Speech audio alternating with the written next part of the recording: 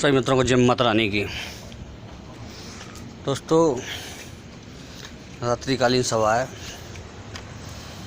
और आप सब मज़े में होंगे। मैं भी मज़े में ही हूँ।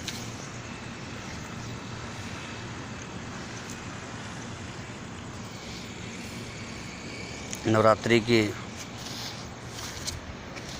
एक और साधना कल के लिए डाल दे रहा हूँ मैं आपके लिए। इसे आप आराम से कर सकते हैं।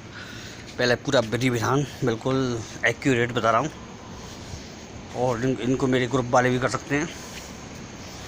कईयों ने मांगी थी। देखिए, हाईवे की तरफ की लाइट।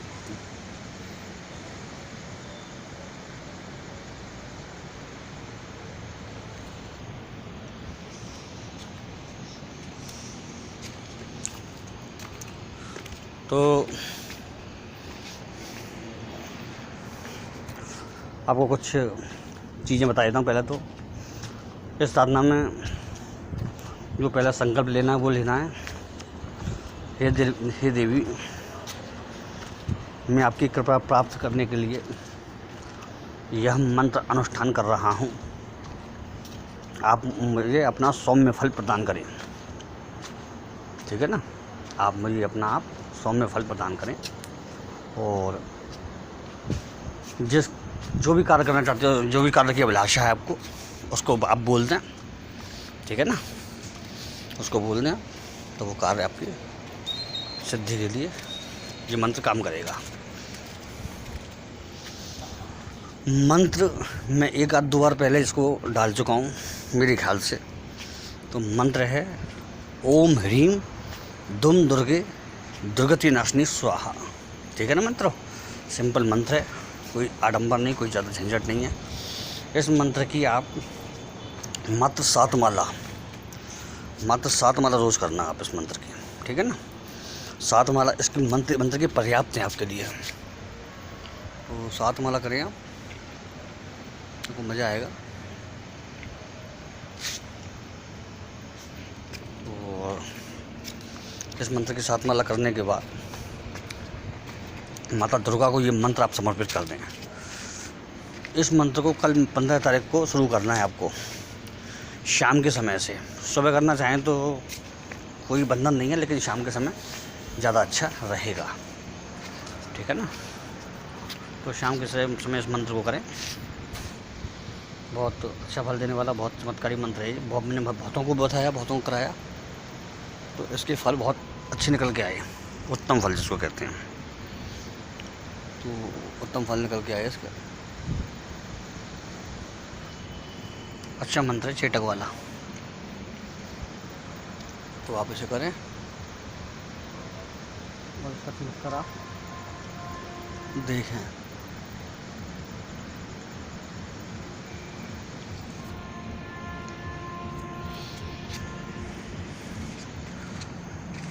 एक घी का एक दीपक जलाना है और माता का कोई भी चित्र हो, अष्टभुजी दुर्गा हो, चतुर्भुजी दुर्गा हो, कोई भी चित्र हो, माता केला का हो, वैष्णो देवी का, बगलामुखी का, कोई भी चित्र हो, क्योंकि शक्तियाँ सारी एक भाव में होती हैं। ठीक है ना, बस रूप भेद हो जाता है, बाकी भाव एक होता है और शक्ति एक होती है, रूप भिन्नता होती है। ध्यान रखिएगा बस इस चीज़ को अगर आप लेकर चलेंगे तो सब देवी देवताओं में आपको अपने देवी देवता अपना इष्ट ही दिखेगा। मैं कभी भी किसी मंदिर में जाता हूँ तो किसी देवता विशेष को या उसको नहीं पकड़ता मैं कभी भी। मैं सबको समान मान करके चलता हूँ। बाकी इष्ट एक ही है हमारा, वो भी ध्यान रखता हूँ मैं। तो एक में ही अनेकता की शक्ति होती है और अनेकता में फिर एकता आ जाती है। ठीक है ना, तो इस मंत्र को आप पूरब दिशा की तरफ मुँह करके करना है आपको। आसन लाल ले सकते हैं, गुलाबी ले सकते हैं, पीला ले सकते हैं या फिर मिक्स ले सकते हैं। काला नहीं होगा, नीला नहीं होगा, कत्थई भी नहीं होगा। ठीक है ना, तो इस तरह कर सकते हैं। माला तुलसी की ले सकते हैं और चंदन की ले सकते हैं, स्फटिक की ले सकते हैं। ठीक है ना, ये माला आप ले सकते हैं। इसमें रुद्राक्ष वगैरह की माला नहीं लेनी है। माला नहीं है तो उंगलियों पे यानी करमाला पे इसका जाप आप कर सकते हैं, कोई दोष नहीं है। तो इस तरह से आप कर सकते हैं, ठीक है ना। इसका असर आपको बहुत तत्कालिक रूप से देखने को मिलेगा। आपको एक चीज़ बताऊं मैं, जो नवाण मंत्र हैं, जो नवाण मंत्र है ओम ऐं ह्रीं क्लीं चामुंडे विच्चै, ठीक है ना। तो इस मंत्र में हर प्रकार के कार्य करने की क्षमता है। ऐसे ही जो दुर्गा सप्तशती का जो ग्रंथ है माता का, उसका पाठ करने वाले के, अगर उसने उसका पाठ सही तरीके से कर लिया है गुरु कृपा से, तो उसका पाठ करने वाले के हर कार्य सिद्ध होते हैं।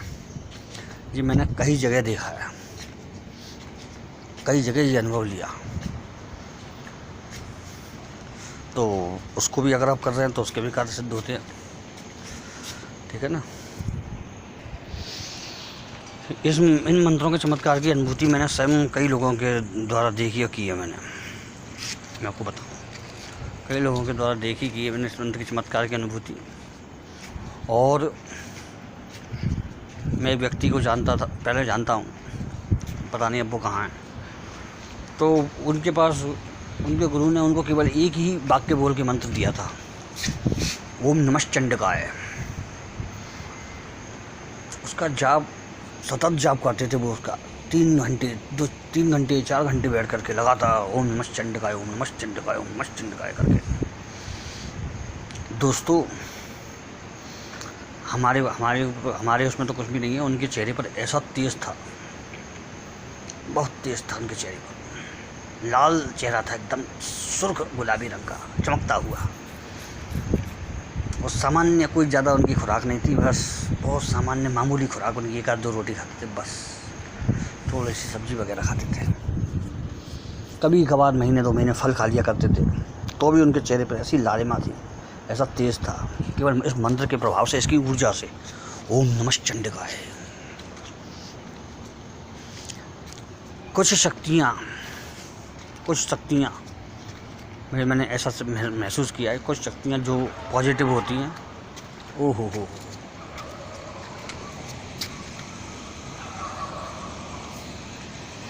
कुछ शक्तियाँ जो पॉजिटिव होती हैं,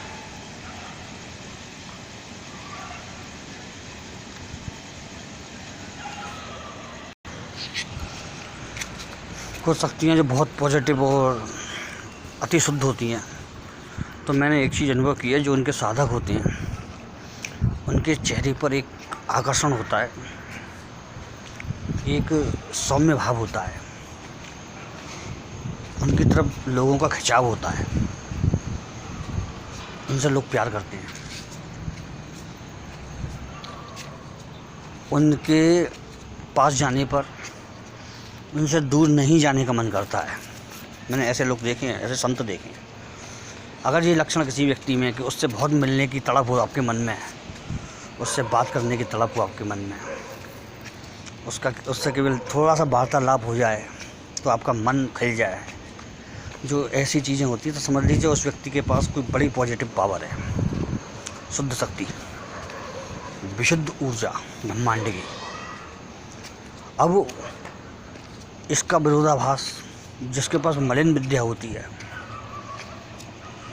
जिसके पास कुछ शक्तियाँ होती हैं, गंदी मैली विद्याएँ होती हैं, उसके चेहरे पर कालिमा होगी, कालापन होगा। वैसा काला, रंग काला नहीं, एक अजीब सा एक उसका रूप होगा। काले रंग के तो बहुत व्यक्ति होते हैं, उस रंग की बात नहीं करता मैं। उसके चेहरे पर एक अजीब विचित्रता होगी। उससे बात करने में थोड़ा आपको मन में भय रहेगा।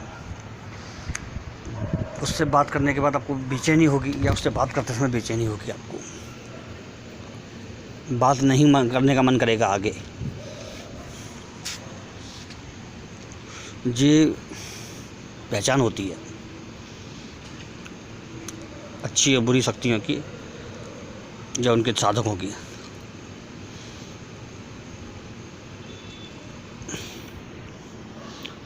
कुछ विधान लोग मुझसे पूछते हैं कि गुरुजी आप मना करते हैं इस चीज़ को करने को, जैसे कि लोग बाग दीपक करते हैं पीपल को रात को, तो मैं मना करता हूँ इस चीज़ की। तो कुछ विधान होते हैं मित्रों जो बन तो गए हैं, लेकिन वो किसी न किसी कसौटी पर सही नहीं उतरते हैं,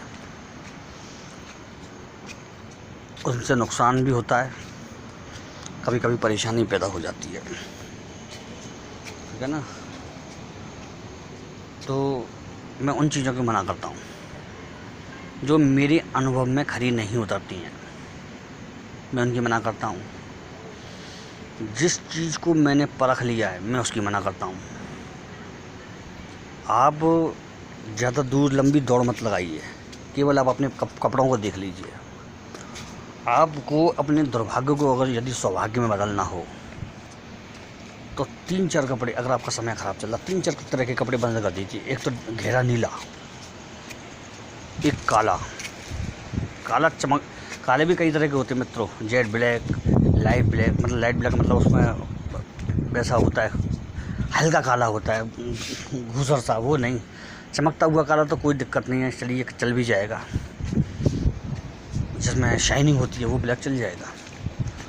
तो अगर किसी को मानसिक रूप से बेचैनी होती है तो कत्थई और गहरा हरा, नीला, गहरा नीला, काला, लाइट ब्लू नहीं, आसमानी वाला नहीं, गहरा नीला और काला, यदि इन रंगों से बचेंगे, इनको कपड़ों को पहनने से बचेंगे तो आपकी मानसिक स्थिति में सुधार होगा, आपके मन में पॉजिटिविटी आएगी। और सौभाग्य बनाने वाले जो रंग होते हैं वो कौन से होते हैं, आपने देखा होगा, जो बड़े बड़े स्तरों पे बैठे हुए व्यक्ति होते हैं, उच्च पदों पे या अच्छी उसमें, तो वो हल्के कलर के कपड़े पहनेंगे, क्योंकि वो ऑटोमेटिक उनकी पसंद में आ जाते हैं, क्योंकि उनका भाग्य बढ़िया होता है उस समय। वो उन्हीं लोगों का जब दुर्भाग्य शुरू होता है तो वो गहरे रंग की तरफ भागते हैं, मैंने देखा है ये बात। इस मैंने एक्सपेरिमेंट को हज़ारों लोगों के ऊपर करके देखा, मैंने बिना बताए किसी को। मैंने देखा कि ये बात ज़रूर है, जब आदमी दुर्भाग्य की तरफ जाता है तो उसको घूसर रंग के, कत्थई से बैगनी, काले, नीले ये कलर पसंद आने लग जाते हैं जब वो दुर्भाग्य की तरफ जाता है, नेगेटिविटी की तरफ जाता है तो। और जब वो सौभाग्य की तरफ आता है, पीले, गुलाबी, हल्का light red colour, light green, light blue, pink और अपने क्या नाम है, cream colour, yellow, blue, yellow, ये सब कलर उसको अच्छे लगेंगे। इन सब कलरों के वो कपड़े भी पहनेगा, इन कलरों को मकानों में भी कवर करवाएगा अपने में वो। अब देखिएगा, अमूमन देखिएगा।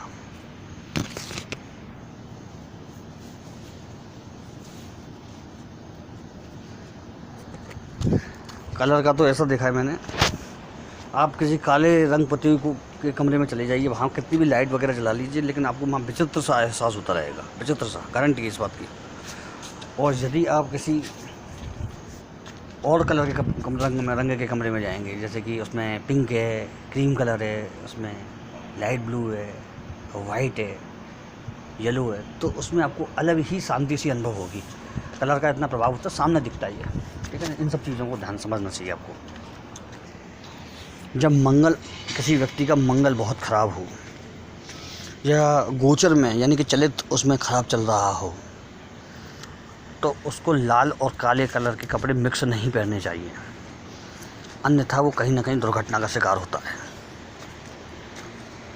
ये मैं 100% तो नहीं बता रहा, लेकिन 99% बता रहा हूँ, होता है। कहीं ना कहीं उसके साथ ऐसी घटना होती है जहाँ उसका खून निकलता है। जब मंगल बहुत ख़राब अवस्था में चल रहा हो तब लाल और काले रंग के मिक्स कपड़े नहीं पहनने चाहिए। जिनका मंगल नीच हो उनको काले, लाल और नीले गहरे कपड़े नहीं पहनने चाहिए, उनको हमेशा नुकसान होगा। जिनका चंद्रमा बहुत अच्छा हो, जिनकी कल्पना शक्ति बहुत अच्छी हो, कवि हों, जी वगैरह इन सब चीज़ों को करते हों, तो उनको बैगनी और गहरा नीला नहीं पहनना चाहिए, नहीं तो उनकी बुद्धि में अंतर आने लग जाता है, उनकी सोच नेगेटिविटी की ओर जाने लग जाती है, कल्पना शक्ति कमज़ोर होने लग जाती है। इसी तरह जो साधनाएं होती हैं उसमें आसन, जो रंगों के आसन होते हैं उनका महत्व होता है।